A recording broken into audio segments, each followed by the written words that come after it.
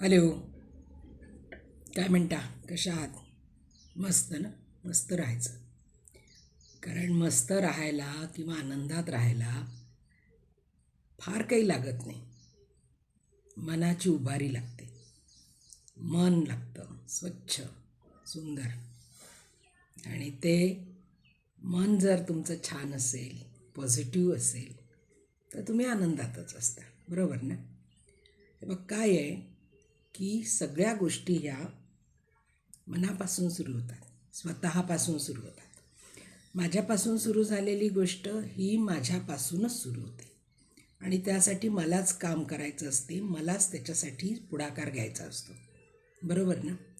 काय आहे की आपल्या ज्या स्टेजेस आहेत, आयुष्याच्या स्टेजेस असतात. उत्तम आरोग्य असेल आणि मागच्या एपिसोडमध्ये आपण असं बोललो की बा हेल्थचे जे पॅरामीटर्स आहेत, तर सोशल हेल्थ आहे, फिजिकल हेल्थ आहे, मेंटल हेल्थ आहे, इकॉनॉमिकल हेल्थ आहे आणि सोशल हेल्थ आहे. तर या सगळ्यांची जी सुरुवात होते ना, ती मुळात होते माइंडसेटपासून. तर आज आपण माइंडसेटबद्दल बोलू. माइंडसेट दोन प्रकारचे असतात, एक पॉझिटिव्ह माइंडसेट, एक निगेटिव्ह माइंडसेट. तर ज्या लोकांचा पॉझिटिव्ह माइंडसेट असतो त्यांना काही प्रॉब्लेम नाही आहेत, ते कशातूनही मार्ग काढू शकतात. त्यांना प्रत्येक गोष्ट चांगली दिसते, त्यांना प्रत्येक गोष्टीत आनंद होतो. आता साधी गोष्ट आहे की आता वसंत ऋतू सुरू आहे. काही लोक याच्यासाठी आनंदात आहेत की चला वसंतात म्हणजे काय असतं की जुनी जी पानं असतात ती पानगळ होते आणि नवीन पालवी फुटते. असंच आपल्या आयुष्यात असलं, जुन्या गोष्टी ज्या असतात त्या आयुष्यातून निघून जातात आणि त्यांची जागा ही नव्या नव्या गोष्टींनी घेतली जाते. म्हणजे हा ऋतू जो आहे वसंत ऋतू, हा आनंदाचा ऋतू आहे.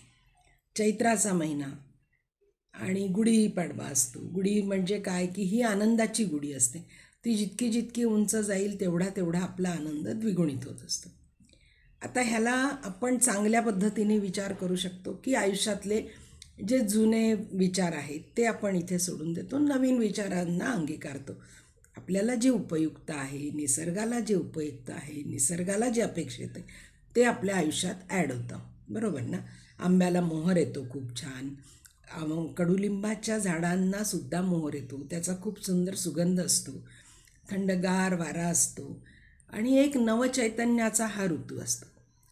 पण निगेटिव्ह माणूस काय विचार करेल, हतबॉ किती पानगळ होते ना, सारखं अंगण झाडत राहा, किती कचरा पडतो.